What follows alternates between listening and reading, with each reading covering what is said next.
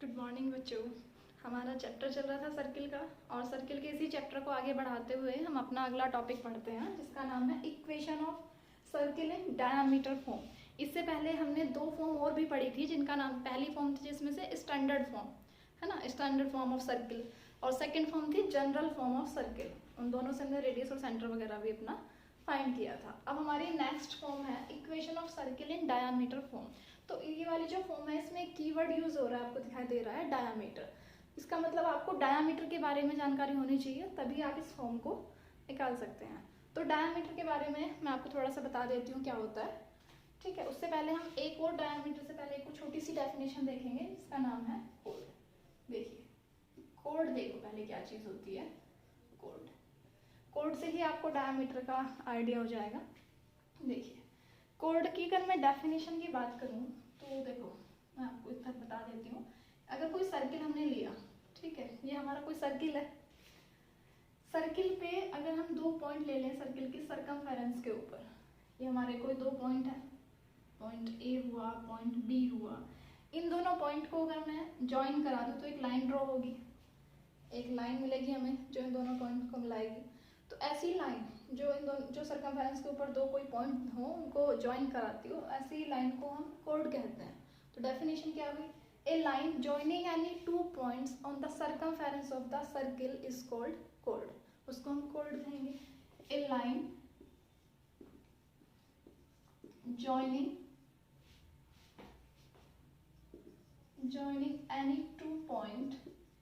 any two points on the circumference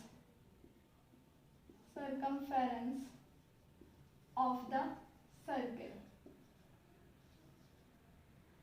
is called chord। उसको हम क्या कहेंगे, कोड कहेंगे।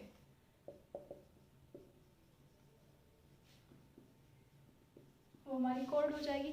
अब देखिए डायामीटर क्या होता है। डायामीटर देखो, अगर जो हमने ये कोड अभी बनाई थी, कोई सर्किल हमने ड्रॉ किया, ठीक है, कोई सर्किल लिया, सर्किल की ये सेंटर है यहाँ पे कहीं, सर्किल की सर्कमफेरेंस के ऊपर हमने दो पॉइंट लिए। इन दो पॉइंट को ज्वाइन करने से जो एक लाइन बनी, उस लाइन को हमने नाम दिया कोड। ये हमारा ए बी था, ए बी क्या हुई हमारी, कोड हुई। तो अगर हम यहाँ पे कोई दो पॉइंट ले लें सर्कमफेरेंस के ऊपर, यहाँ पे भी ले सकते हैं, कहीं भी ले सकते हो सर्कमफेरेंस के ऊपर दो पॉइंट। तो इन दोनों पॉइंट को जब मैं ज्वाइन कराऊंगी, पी और क्यू ले लीजिए, पी और क्यू को जब हमने ज्वाइन कराया तो इसके ऊपर एक पॉइंट और आया, क्या था, ये सर्किल का सेंटर था। तो ऐसी कोड जो कि सर्किल के सेंटर से पास होती हो उसको हम डायामीटर कहते हैं। यहाँ पे सेंटर नहीं आया था तो कोड भी तो अलग अलग टाइप की हुई, तो ये एक स्पेशल टाइप की कोड है। तो ऐसी कोड का हमने नाम दे दिया डायामीटर। तो code, any code which passes through the centre of circle is called diameter. तो हम ऐसे कोड को ही डायामीटर कहते हैं जो कि सर्किल के सेंटर से पास हो रही हो, ठीक है। इधर से भी हो सकती है, इधर से भी हो सकती है, कहीं से भी हो कोड, ऐसी कोड जो कि सर्किल के सेंटर से पास होगी उसको हम डायामीटर कहेंगे। तो एक code passing through centre of circle, आप लिख सकते हैं साथ साथ, एक code passes through the center of circle is called diameter। उसको हम डायामीटर कहेंगे। अब यहाँ पे देखिए फिगर भी बना लीजिएगा साथ साथ इसमें। यहाँ पे ये था हमारा ए बी, ये हमारा सेंटर था कोई ओ, यहाँ से मैंने ये वाली जो ली थी पी क्यू ली थी।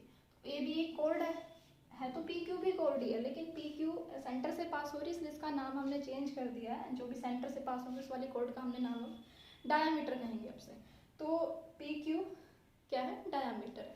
लेकिन इनिशियली ये कोड भी, अगर कोई आपसे कहे कि डायामीटर कोड होती है तो हाँ ऑब्वियसली डायामीटर जो है कोड होती है, सबसे लॉन्गेस्ट कोड होती है, सबसे बड़ी कोड होती है, इससे बड़ी लेंथ की कोई कोड नहीं होती है, ठीक है। चलो तो ये एक चीज़ और है अभी, तो ये जो डायामीटर है, डायामीटर हमेशा 2 इंटू आर के इक्वल होता है। आपको बता मतलब 2 इंटू रेडियस होता है, डबल होता है रेडियस का जस्ट, क्योंकि देखो यहाँ से ओ से लेके क्यू तक की जो डिस्टेंस है वो भी आर होती है। सेंटर से लेके सर्कमफेरेंस पे किसी पॉइंट को आप मिलाते हो, उस डिस्टेंस को हम रेडियस कहते हैं। इधर ओ से पी तक की डिस्टेंस जब आप लोगे तो ये भी रेडियस बनाएगी, इसको भी हम r कहेंगे। इसलिए जो P Q diameter, P Q किसके इक्वल हो जाएगा, 2 इंटू आर के, मतलब 2 इंटू रेडियस के, ये होता है। ठीक है, तो यहाँ पे ए बी क्या है, आपकी कोड है, लिख लेना, और पी क्यू आपका क्या है, डायमीटर है। ए बी इज अ कोड and P Q is a diameter and P Q is also 2 into radius. अब आगे देखिए, अब हम अपने मेन टॉपिक पे आते हैं, जो हमें इक्वेशन ऑफ सर्किल निकालनी है।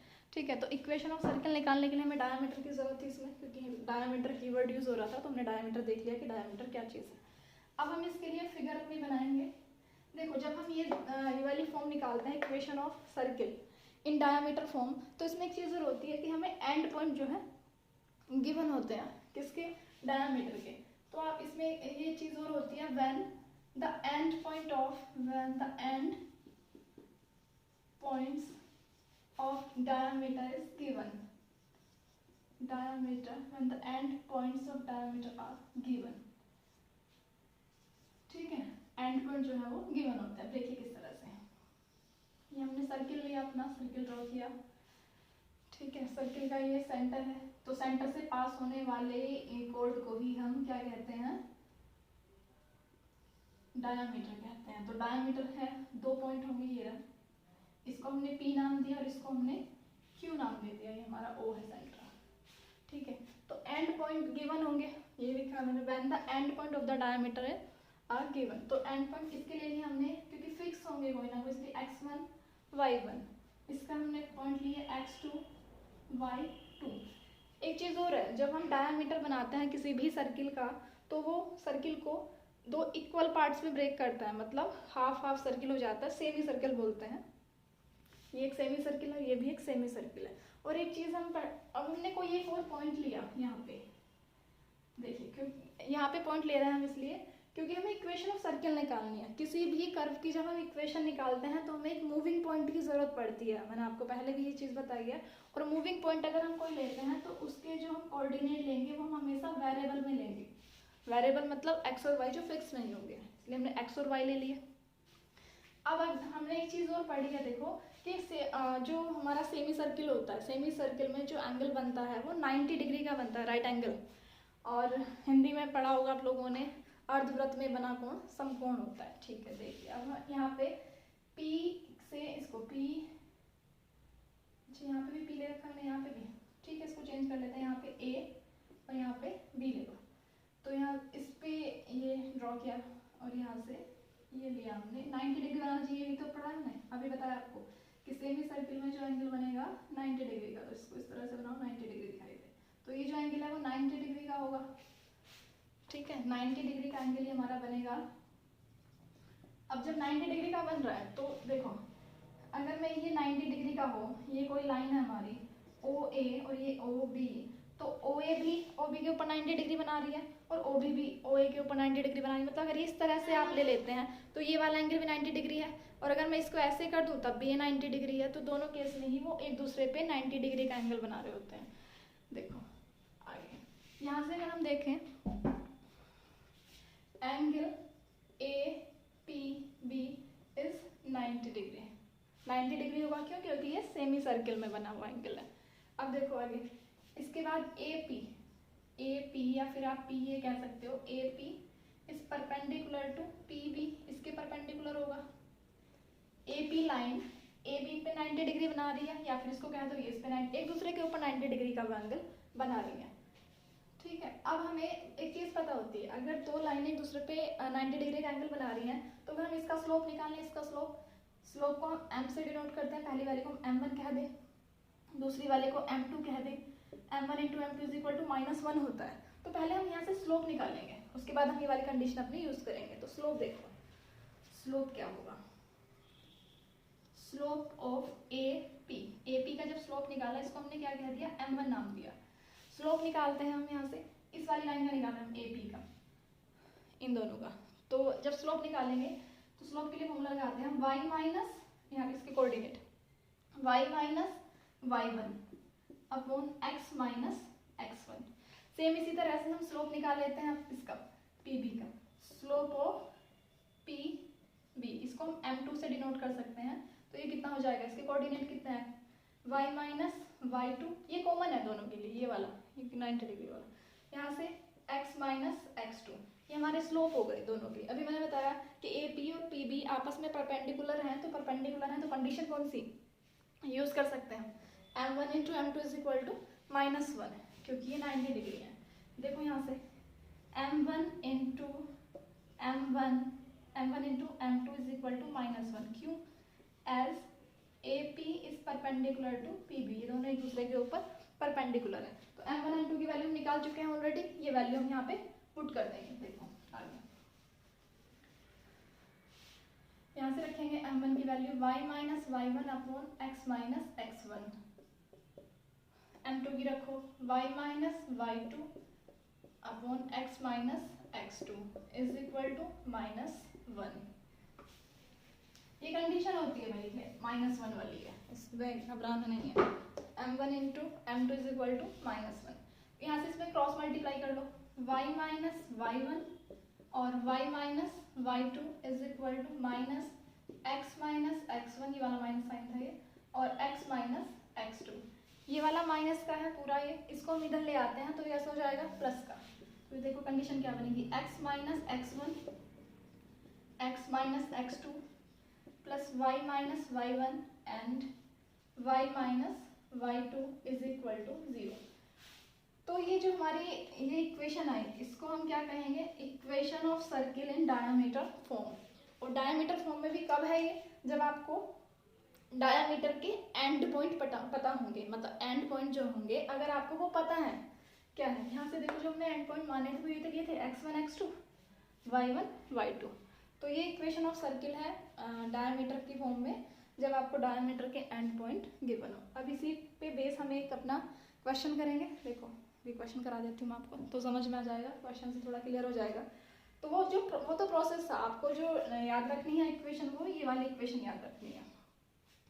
प्रोसेस करा दिया आपको, आगे आप ये याद रखेंगे जो इक्वेशन है। देखिएगा क्वेश्चन करा देती हूँ आपको इस पर बेस।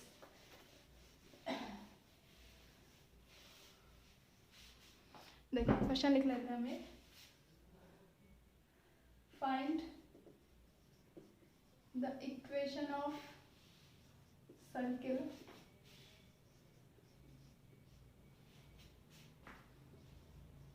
whose end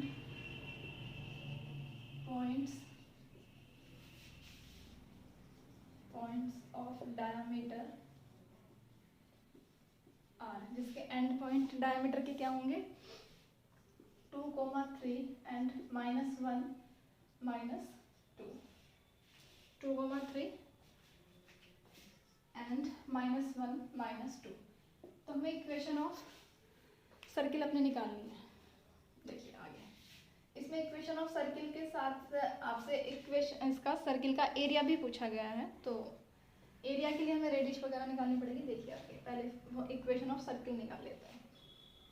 तो ये जो है हमारे ये एंड पॉइंट दिए हुए हैं, यानी कि 2, 3 और ये -1 -2 क्या दे रखे हैं, एंड पॉइंट। इसको x1 y1 कह दिया, एंड पॉइंट ये होते हैं। दूसरा x2 y2 बोल दिया।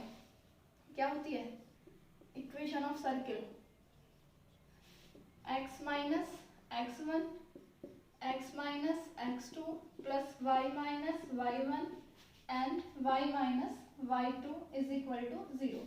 ये हमारी इक्वेशन ऑफ सर्किल होती है। अब इसमें हम जो हमारे कोऑर्डिनेट दे रखे हैं x1 y1 x2 y2, ये वैल्यू पुट कर लेंगे।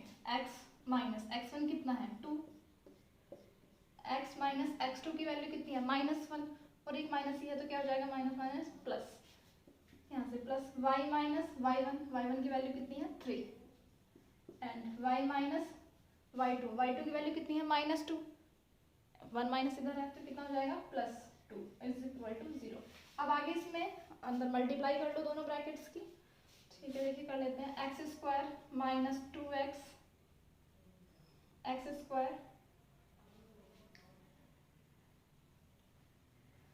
Plus x minus 2x -2 plus y² plus 2y minus 3y minus 6 is equal to 0 multiply करने के बाद।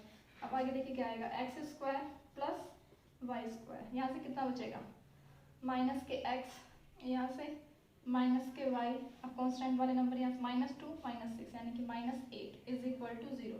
तो ये जो हमारा आया है ये क्या है, इक्वेशन ऑफ सर्किल है, इक्वेशन ऑफ सर्किल। अब आगे अगर आपसे इसमें एरिया वगैरह जो पूछा, मैंने बोला कि इस क्वेश्चन में आपसे आगे सर्किल का एरिया भी पूछ रखा है, तो एरिया के लिए जो हमारी फॉर्म आई है ये कौन सी है, जनरल फॉर्म है। इस जनरल फॉर्म को, इस वाली जो ये सर्किल की इक्वेशन है, इसको हम जनरल फॉर्म से कंपेयर कर लेंगे। कंपेयर करने के बाद आप वहां से क्या फाइंड कर लेंगे, आर, रेडियस निकाल लेंगे, जो भी रेडियस आएगी।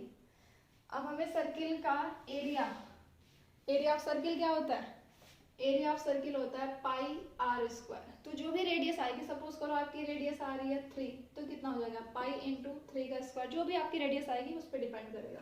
तो एरिया ऑफ सर्किल है। तो आगे का प्रोसेस जो इसमें है वो मैं आपको जनरल फॉर्म के थ्रू करा चुकी हूँ। तो एरिया का अगर आपको फॉर्मूला नहीं पता था वो मैं आपको बता दिया है, आगे आप इसको सॉल्व करके देख सकते हैं सर्किल का एरिया फाइंड करने के लिए।